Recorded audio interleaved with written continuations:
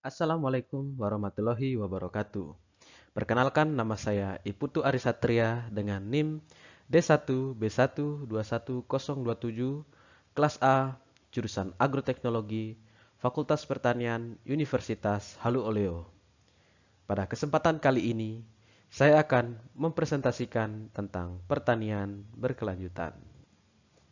Presentasi ini ditujukan untuk memenuhi tugas pertanian berkelanjutan dengan dosen Bapak Dr. Laode Muhammad Harjoni Kilowasit, SPMSI. Kita pindah pada slide berikutnya yang membahas tentang keberlanjutan pertanian, konsep, prinsip, dan bukti. Yang pertama yaitu konsep pertanian berkelanjutan. Tidak memberikan dampak buruk terhadap lingkungan. Dampak buruk terhadap lingkungan sendiri paling banyak disebabkan oleh penggunaan pestisida kimia yang dilakukan secara terus-menerus. Yang kedua, mudah diakses dan diterapkan oleh petani. Yang ketiga, mampu meningkatkan produktivitas dengan memberikan dampak positif bagi lingkungan, baik itu biotik maupun abiotik. Yang keempat, dapat diterima secara sosial dan menguntungkan secara ekonomi. Yang kelima, menggabungkan sistem ketahanan dan sistem persistensi atau keberlanjutan. Sistem ketahanan ini ditujukan agar pertanian berkelanjutan dapat menghadapi setiap masalah dan tantangan yang muncul dalam pertanian itu sendiri. Dan sistem persistensi atau keberlanjutan ditujukan agar pertanian berkelanjutan ini dapat diterapkan dari masa ke masa dan dari generasi maupun ke generasi selanjutnya tanpa terikat oleh aliran waktu. Kita pindah pada slide berikutnya. Apa itu pertanian berkelanjutan?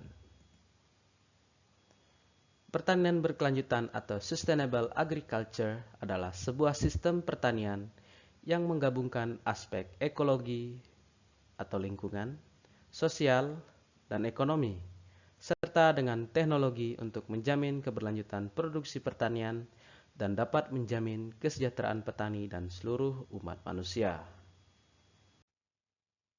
Kita pindah pada slide selanjutnya yaitu prinsip pertanian berkelanjutan. Yang pertama adalah integrasi pada aspek biologis dan ekologi.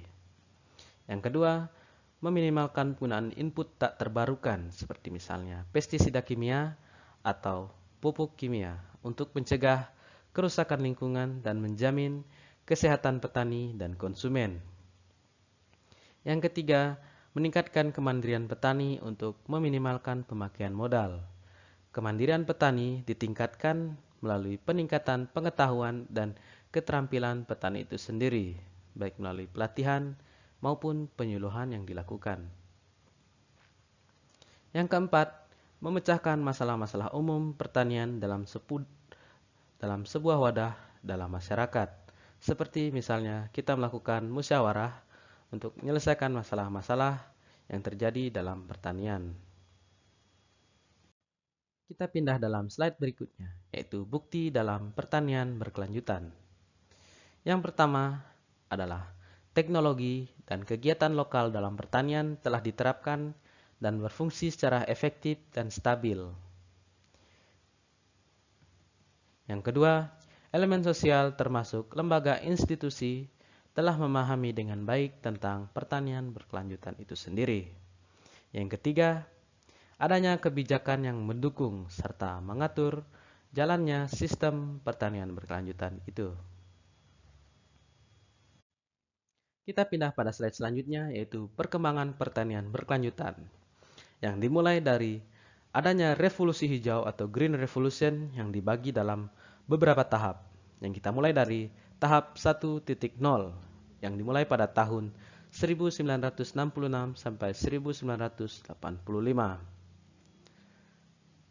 Green Revolution ini diawali dengan adanya kekhawatiran akan terjadinya krisis pangan.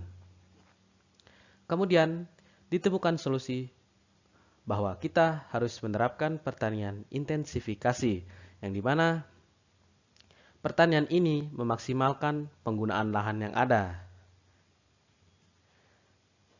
Kemudian, pertanian intensifikasi ini direalisasikan melalui penerapan genetically modified atau GM atau biasa disebut rekayasa genetika, irigasi, dan juga penggunaan pestisida. Seperti pada gambar, revolusi hijau 1.0 ini sangat erat kaitannya dengan penggunaan hewan dalam kegiatan pertaniannya. Kita pindah pada slide berikutnya, yaitu revolusi hijau atau Green Revolution 2.0 yang dimulai pada tahun 1990-an sampai tahun 2000-an.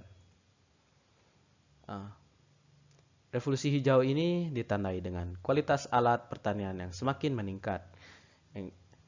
Yang kedua yaitu penggunaan input tak terbarukan semakin intensif, seperti penggunaan bahan kimia dan juga pupuk kimia semakin intensif.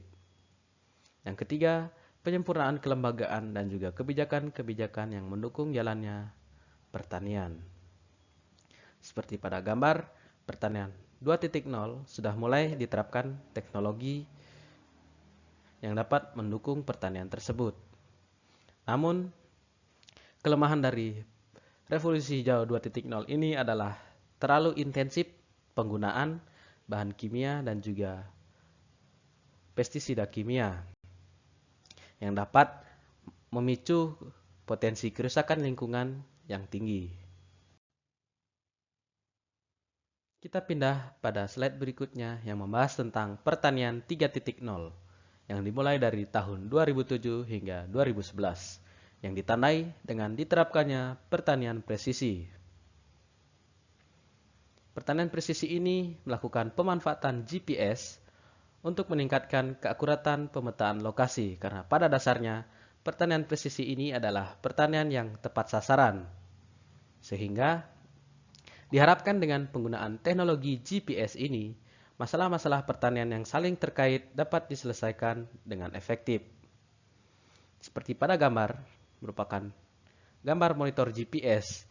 Pada monitor ini kita dapat melihat segala keadaan yang kita perlukan dalam produksi pertanian, baik itu penentuan perencanaan pertanian, pemetaan lokasi, dan hal-hal lainnya dapat kita lakukan menggunakan GPS ini.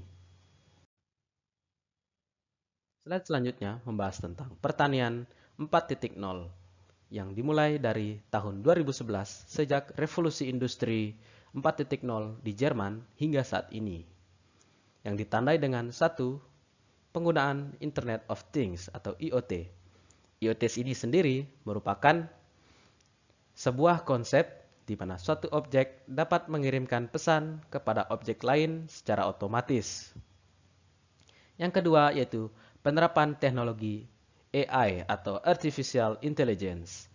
Teknologi AI ini atau kecerdasan buatan ini diharapkan mampu membantu petani dalam mengambil keputusan dalam menentukan perencanaan pertaniannya. Yang ketiga, akses terhadap big data semakin mudah.